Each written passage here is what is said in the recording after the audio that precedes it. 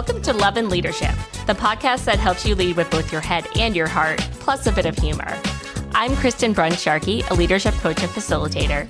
And I'm Mike Sharkey, a senior living and hospitality executive. We're a couple of leadership nerds who also happen to be a couple. Join us each week as we share our unfiltered opinions, break down influential books, and interview inspiring guests.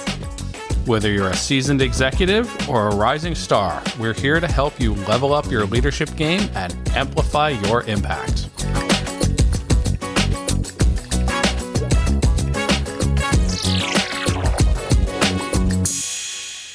Hello, and welcome back to Love and Leadership. I'm Kristen. And I'm Mike. And today we have a guest interview with Andrea Fleischfresser. She's an executive coach and corporate facilitator with 20 years of experience in HR and coaching. She has a master certified coach credential from the International Coaching Federation, which I can say as a coach is a really big deal. And with over 2 decades of international experience, she offers a unique perspective on effective global leadership, which is shaped by her deep understanding of diverse cultural landscapes. So we're excited to have her here for a discussion on global leadership. Thanks for being here. Thank you. That's so exciting. Thank you, Kristen and Mike. It's a pleasure chatting with you guys today. Thanks, Andrea. So to get started, let's start with your story a little bit. What inspired you to focus on cross-cultural leadership and global coaching? Yeah, absolutely. Thank you for asking. So I started my coaching journey after I moved to US in 2012. And before that, I lived in Italy, working HR for 12 years. When I was starting having my first clients during my coaching certifications, through networking and connections, most of my clients were people from different culture backgrounds. I had in the beginning clients from Germany, France, Italy, of course, South America, and so many other countries. And I started to realize how, in some level, we are all human beings. Like I love to say that we all navigated through life, trying to live our best lives. And at the same time, each one of us have some differences that most of the time is connected with our cultural background. And I did realize that in my previous experience in Italy, working 12 years there, I went through so many challenges. And without knowing all of that, for different reasons, in order to adapt to integrating that culture, I try to blend, to fit in, and I kind of forget my true essence. So as I was starting working with my clients, working internationally with different cultural backgrounds, I start to realize how it's important to have this cultural understanding of our own culture and how can we be more effectively working with people from different culture backgrounds. Do you feel like being in Europe influenced that? I mean, when I've been to Europe a few times, it just feels like people are more aware of other countries, other cultures, other languages. You don't have to travel that far before someone's speaking a different language. Yes and no. Yes, it's true, Mike. The countries are very close to each other. You can go by train or easy driving, through different places, but they are much more have this proud of where they are from. So it's like having this, I'm Italian, and you need to stand for their own culture. They are very proud of who they are. Of course, in US, there is the pride, the nationalism of being American, like other cultures as well. If we think about in the history of Europe, if you think about in the 1500s or 1600s, Europe were all separated in different colonies. So that's created, even if you think in the 1900s with the wars and everything, the historical that happened, make them a little bit, let's say, even though there is a European unit, they are very proud of being who they are, like if they are Italian or French or German. If an immigrant like myself, even though I am married with an Italian and I am educated person and I was working in the corporate in Italy, you still are being seen as a foreign person. Interesting. Right. Here in US, I believe that through the history of the US, how US was built, created, like the first pilgrims or the first immigrants that came in the 1800s and 1900s. And now that we have the third and second generation, it's more normal to see people from different cultural backgrounds here, even from generations. So my personal experience is here in US, it was even easier for me to, and so many of my friends and colleagues, to integrate it or to be who we are, because people are normally accepted the different cultural background. So every time for me that people were noticing my accent here when I just arrived, when of course my English was not fluent as now, people would say, "Oh, you speak 2 languages. Oh, that's amazing." And of course, I'm speaking actually 3 languages, but people see this as a plus. And I was able here to build my business and putting my diversity in something unique that people in organizations, my clients or others, will see that as something unique about myself. That is a little bit different in Europe, that at least my experience in the past, that in order for you to fit in, you need to kind of like be like them. That's interesting. And yeah, really good to get that perspective. Yeah. And of course, when we talk about cultural differences or when we talk about this experience, like I'm sharing my personal experience and maybe other people have other experience, personal experience. But it's important to know that everything that we are talking about here in terms of cultural differences or any other examples that I will give is all like generally speaking, right? We talk about in order to understand the cultural aspect, even in the organizations nowadays or the society nowadays, we need to understand the history that came through, because this is where the culture comes. But so I want us just to be clear that this was my personal experience. Maybe people will have different experience. And also everything that I will be sharing will be very generical to what is different from one culture to other. But as we know, all people are different, so could be different for each person. When you described Europe, it really made me think of New York. It's changed kind of recently, but it was very much maybe like a little Europe where like the Italian neighborhood was very Italian and they're very proud to be Italian. And Greenpoint is very Polish, and you couldn't rent an apartment if you weren't Polish. That all those lines seem to be softening a little bit nowadays in New York for sure. And maybe that's a byproduct of the internet, of globalism. How does your coaching and your teaching, like, it seems to be very shaped by that?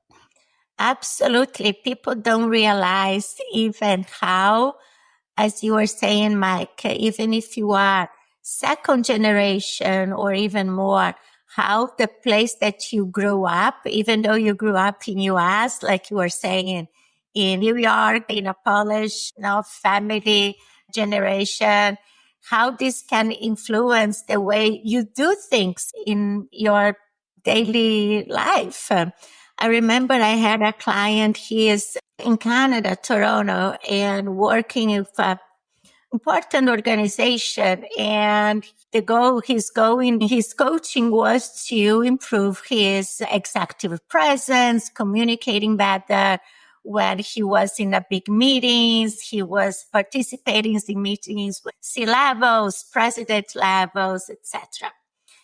And he has an Asian background, but this was never part of a conversation in the beginning. And talking about the importance of speak up in a meeting, this is very important part of the American culture, how to share your ideas clearly, how to communicate effectively in a meetings, and share, be proactive. This is very much part of the American culture. He had this aha moment, like we say. It's interesting that you are saying that, because I'm remembering the way I was raised, and then he told me that his grandfather came to Canada from China, I believe, and still in his household when he was raised, there was so much this hierarchical way to be in a family that he couldn't speak on the table as a kid when his grandfather were at the table.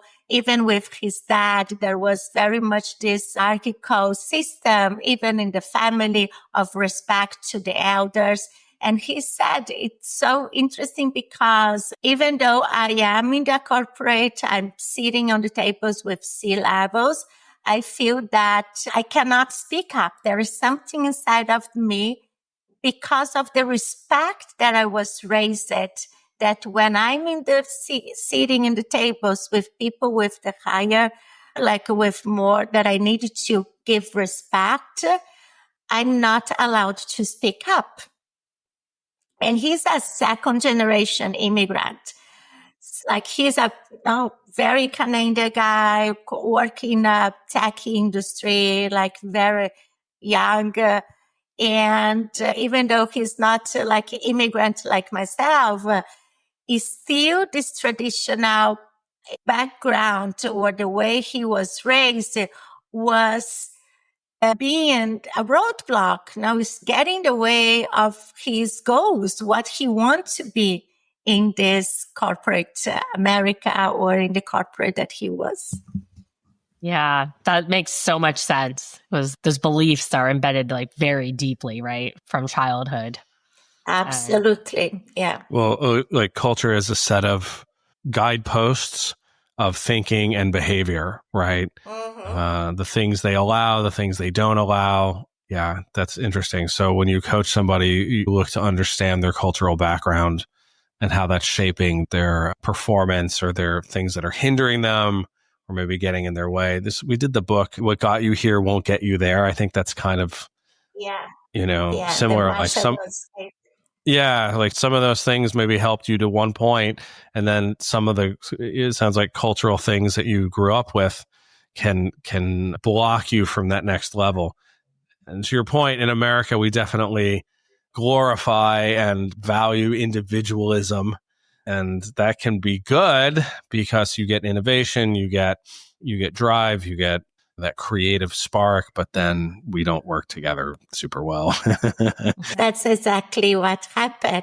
And what is very common, talking a little bit about the traditional expat, the people who come, let's say, here to us for an assignment or being relocated for their job. Usually these people, they are high potential in their organization where they work, let's say in South America or Europe or any place. And let's say something very cliche, traditional, like very common in my clients. So they are a high potential leader. They did an amazing job where they are. And the company say, oh, I have this assignment, this project in US. Do you want to come? And the person, of course, say, oh, that's fantastic. No, because this will be a next step in my career. This will be something to a challenge, but they are very excited with this experience. So they come here, the company gives them the renting, the house, any support maybe for languages assistant, etc.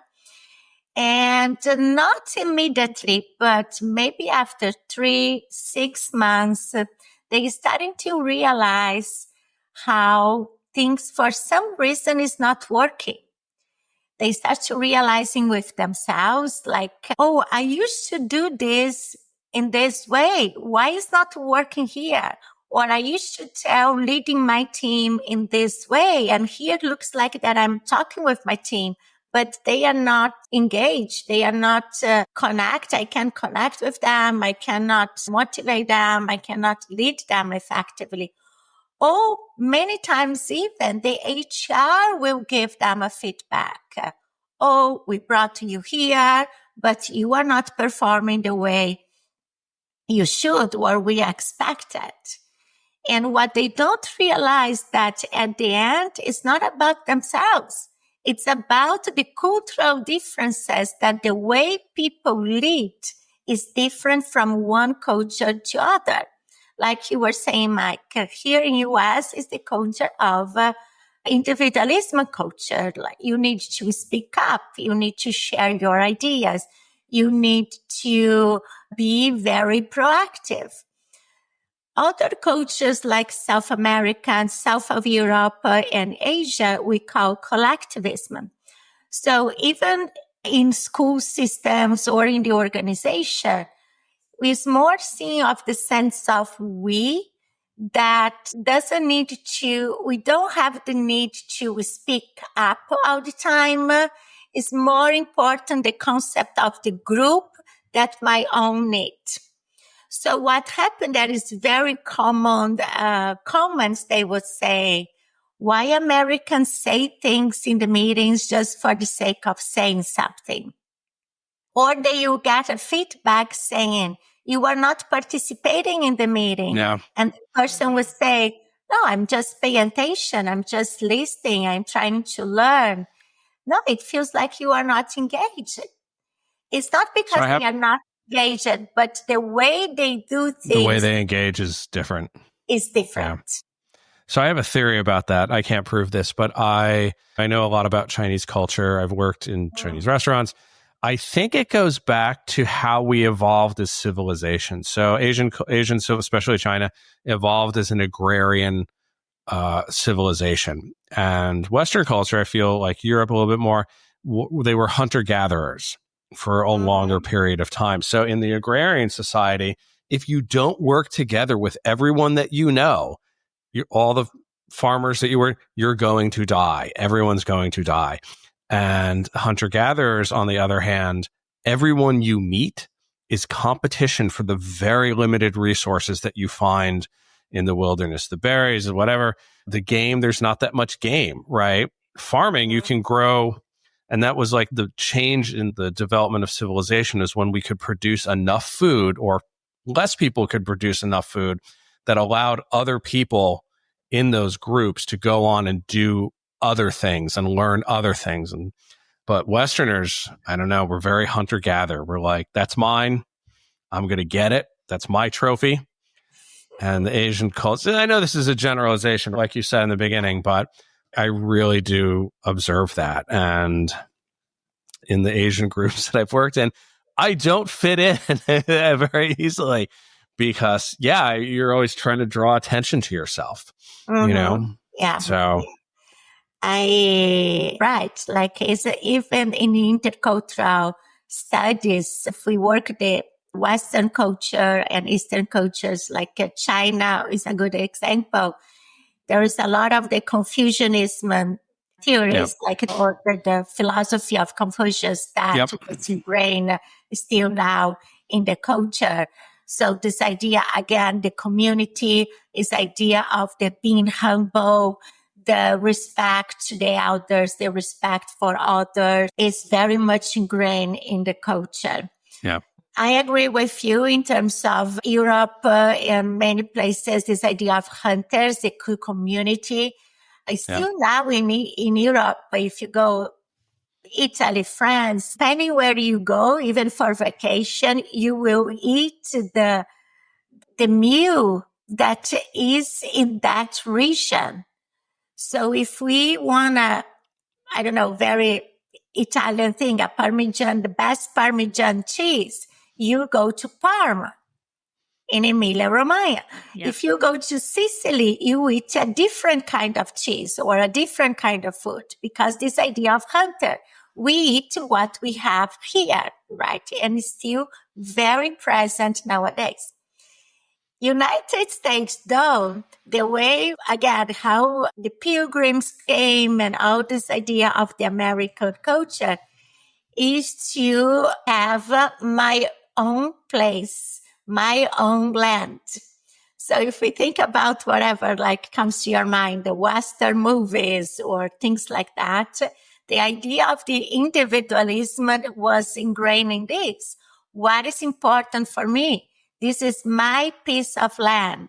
This is my space.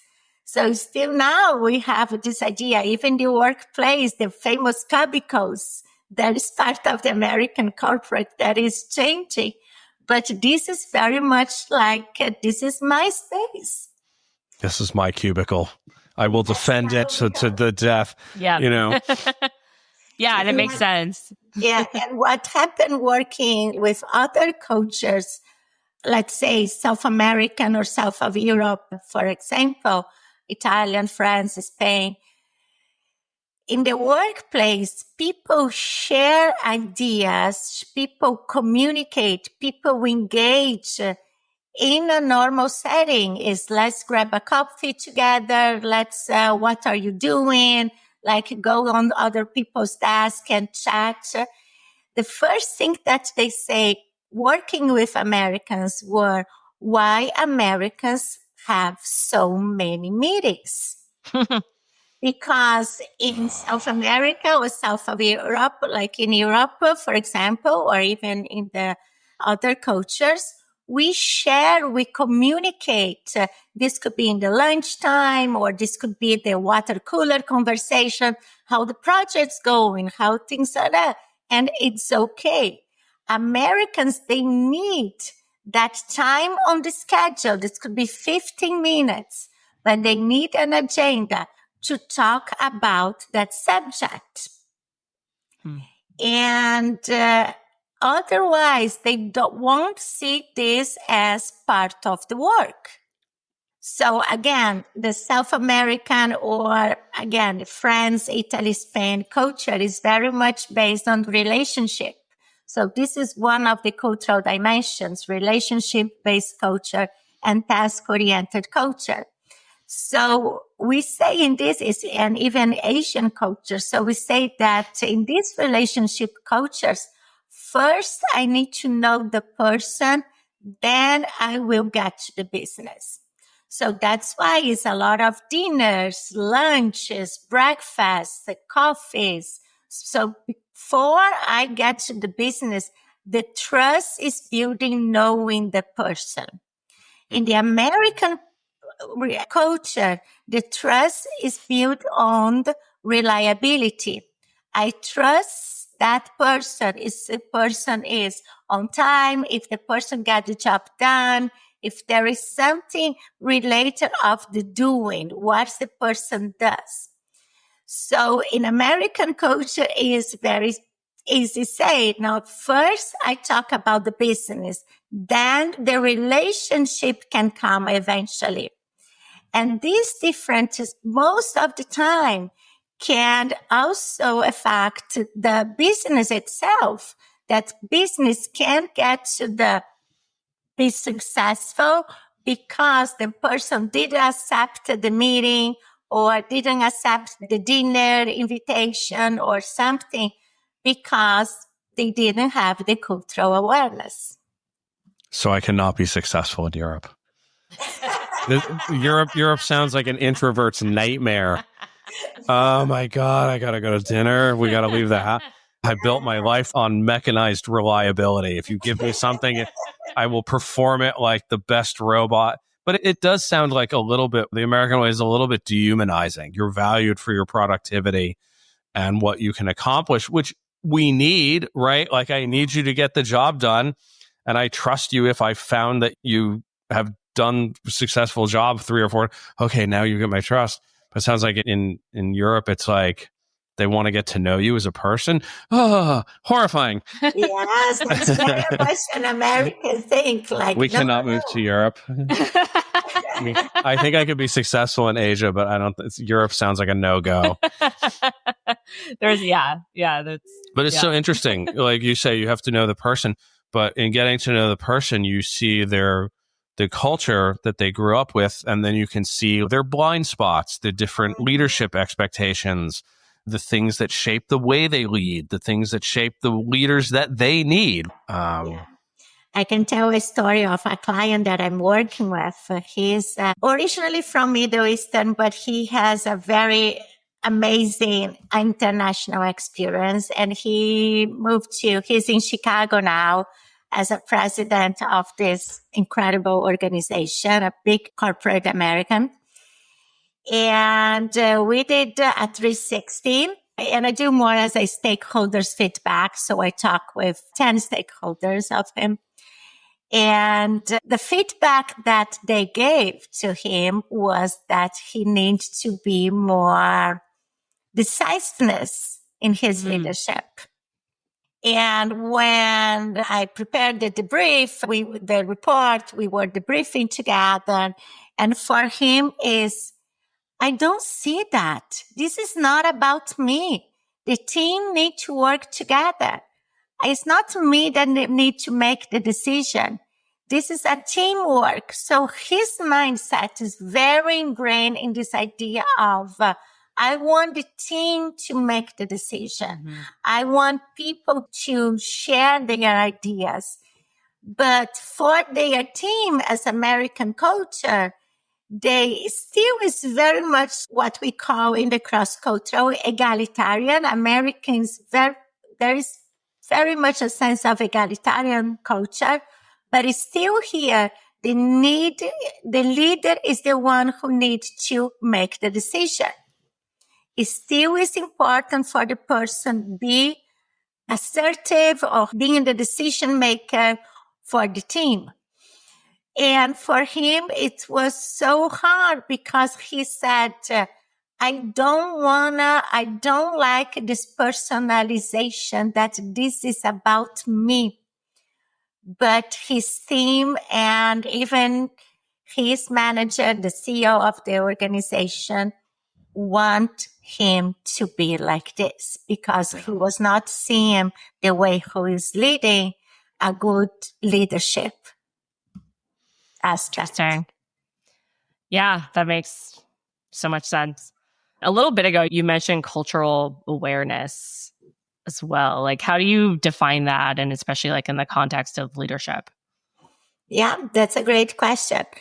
So cultural awareness is really understanding our own cultural background and the cultural nuances of people that we collaborate with. Like nobody needs to be experts, but having this understanding how the cultural aspect, as we were talking now, can impact in the way people lead, communicate, build trust, or even feedback.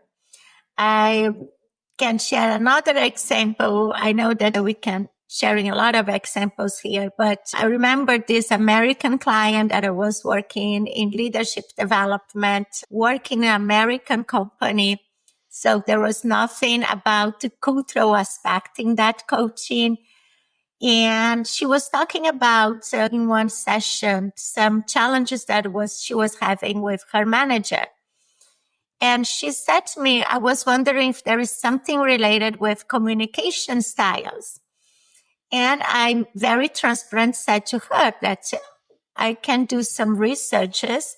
I know there are different communication styles based on cultural background. That is the other part of my work. And she was curious and said, oh, tell me more. So I explained to her briefly about the direct and indirect communication styles, which we also call low context and high context communication.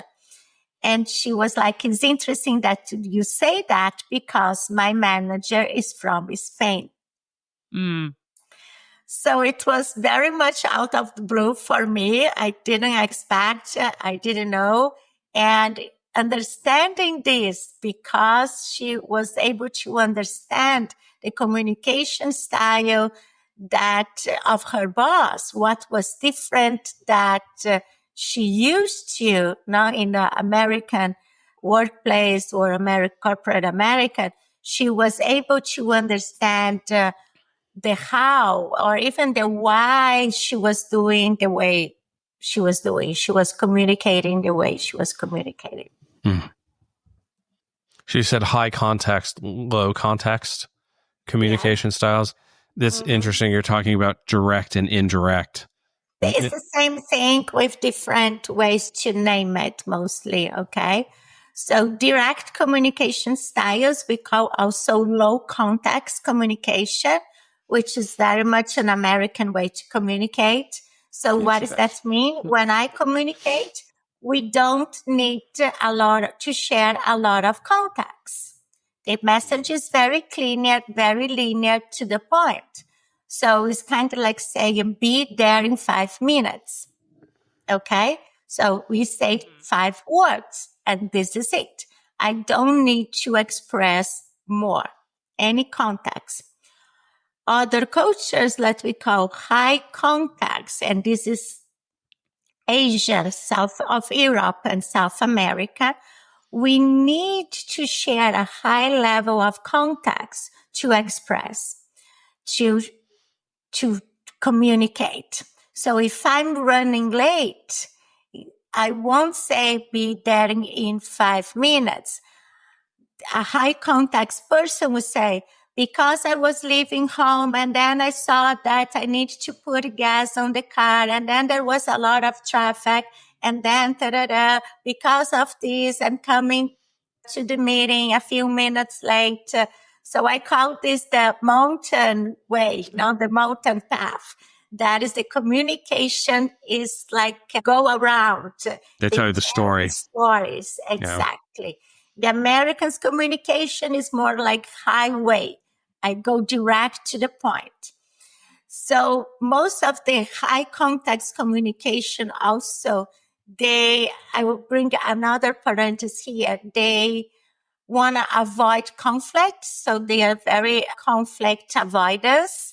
So the way that you bring this, instead of saying, for example, I will be late or I can't come to your house, whatever is like the communication, very linear. They want to be very subtle in the way they communicate. I remember an American client working in China. She was like furious because the person the team member was telling her, which is very common. My daughter has a doctor appointment tomorrow. And you don't know what is that. What are you telling me? Oh my God. Yeah. She will be late. She won't come. What is going to happen? This is the message. Yeah. Yeah. Tomorrow I need to, something. Instead of saying very clear, direct to the point, like if you invite someone over, maybe the answer will say, oh, maybe, I don't have something, but they won't say something very direct to you. For them, this is rude. So even in the corporate, in multicultural teams, or if you have a team in China, in South America, in US, in the way to communicate, they will see which is very common, for example, for Americans talking about Brazilians or people from South America. Why they sent me an email with 3 paragraphs? If the last thing is the most important, why they don't put it really in the beginning, right? Go direct to the point. But for the Brazilians, for people from South America or even south of Italy, I need to share the context, because for us, even showing that I can communicate properly, I have a good vocabulary in my communication, is even showing that I'm an educated person, that I'm showing respect to you. That is very part of the society, the culture. And here in the US, for example, as low context, we don't need to share. so much details when we communicate. Interesting. So you can see the language itself is actually representative of what you're talking about. Like the Chinese characters, there's a story. And to read the characters, you have to understand how they relate to nature and how they relate to what they're talking about. And one character can have many different meanings depending on the context. So when you're having a conversation with somebody, your brain and I'm not very fluent, you have to be engaged in what they're saying to understand the larger contextual meaning that they're trying to convey, where English is much more, it's almost a computer language of instructions. If this, then. And the Asian way is very much, it's richer. I want to say it's more colorful. It's more vibrant. I think it makes me a little sad when you talk about this, because I'm like, we're missing like human connection here. You know, we're very much missing it. And we have all this ability to communicate now. We have LinkedIn and Facebook. And we're not nobody wants to take me out for a coffee for 2 hours. We're too busy for that, you know? Too busy. Because it's the culture. And again, it's not about just America. Now we are saying here because this is where we live.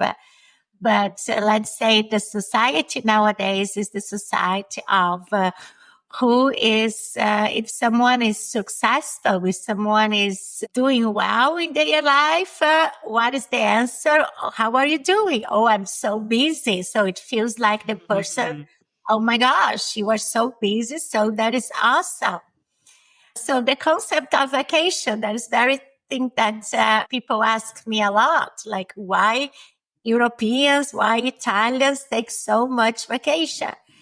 Why Americans don't take vacation, right? Because again, we are in a culture of easily time is money.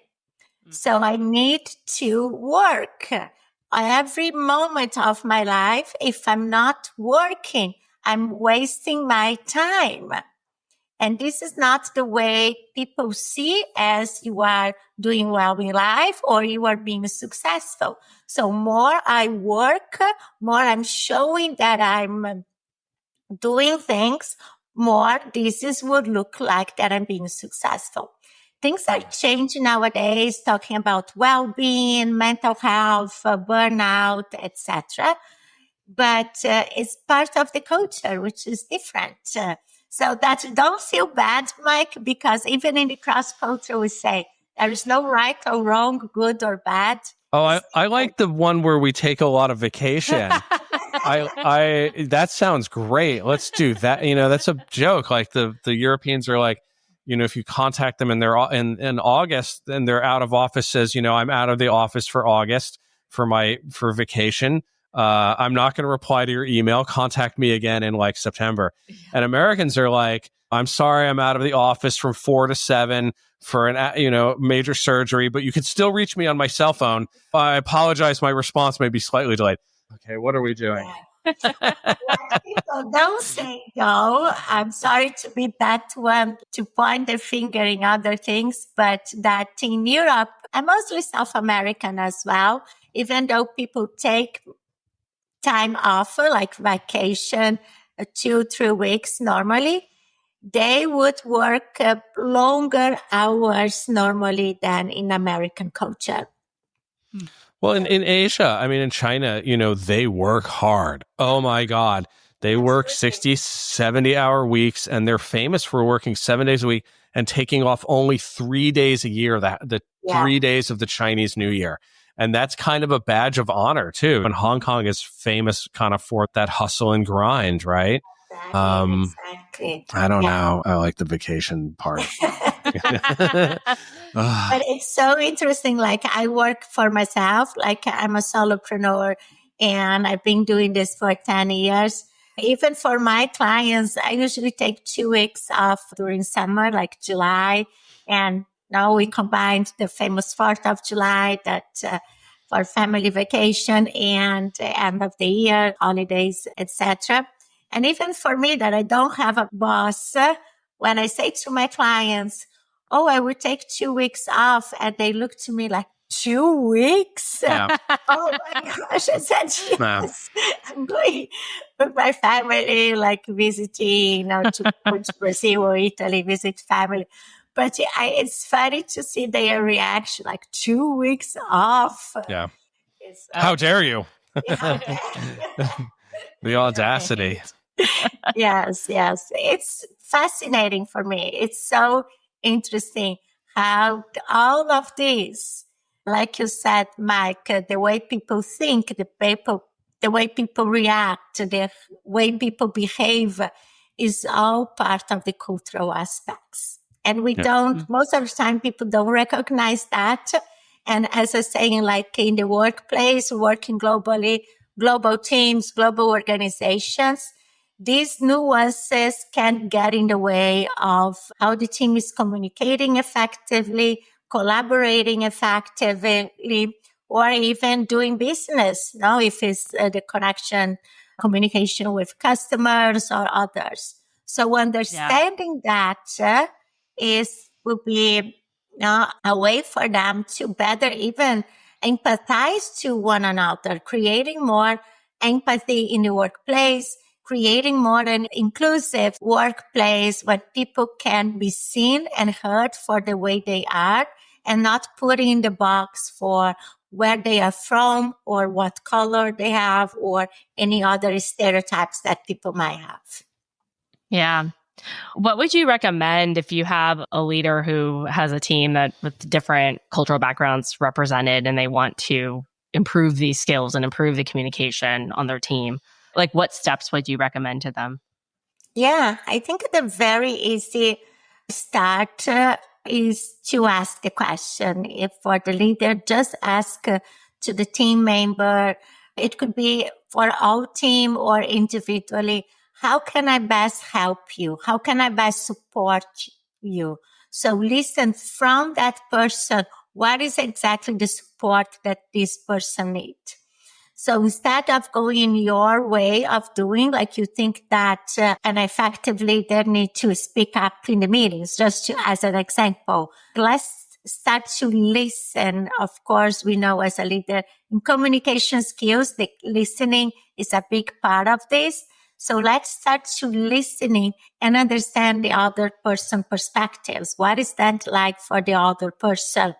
Moving to a new country, like if you are working with people that are coming to US or to your country for work, or even work in a global environment, it's not so easy as people imagine. It's fascinating, but these nuances can get in the way.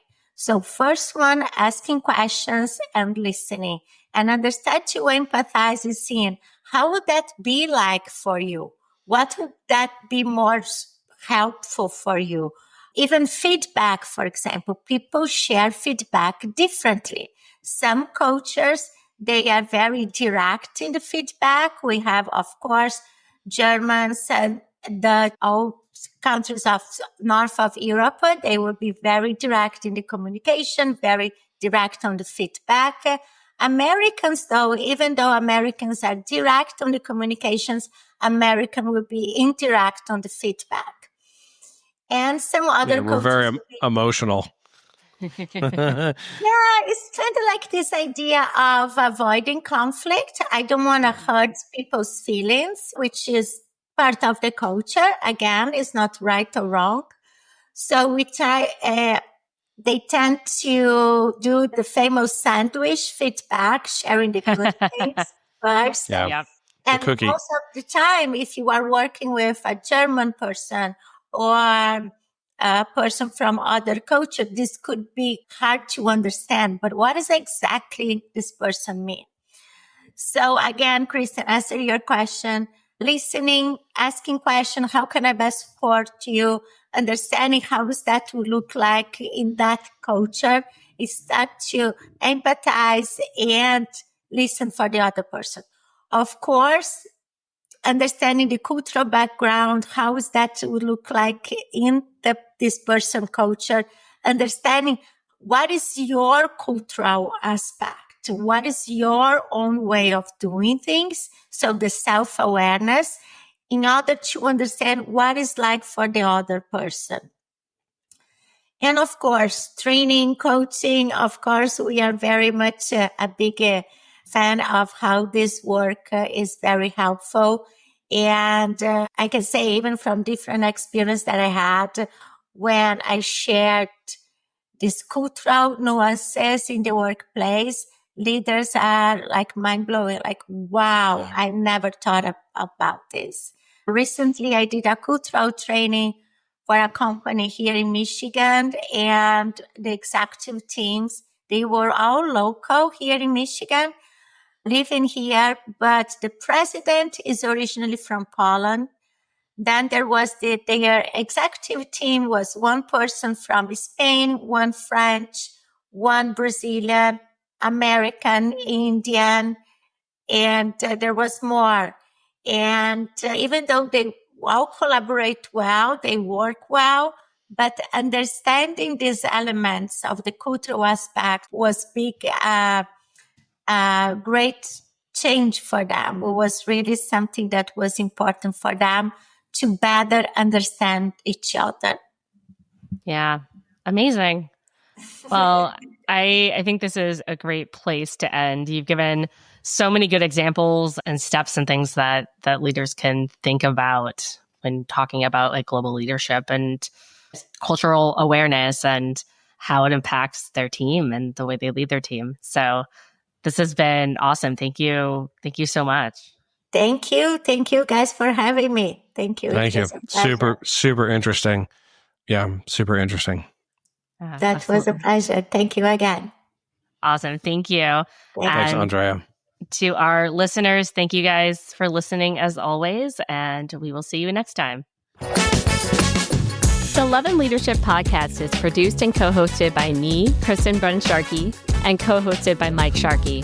Please rate and review us on Apple Podcasts, Spotify, or wherever else you get your podcasts. We can't stress enough just how much these reviews help. You can follow us on LinkedIn under Kristen Sharkey and Michael Sharkey, and on Instagram as Love Leader Pod. You can also find more information on our website, loveandleadershippod.com. Thank you so much for listening, and we'll see you again next week.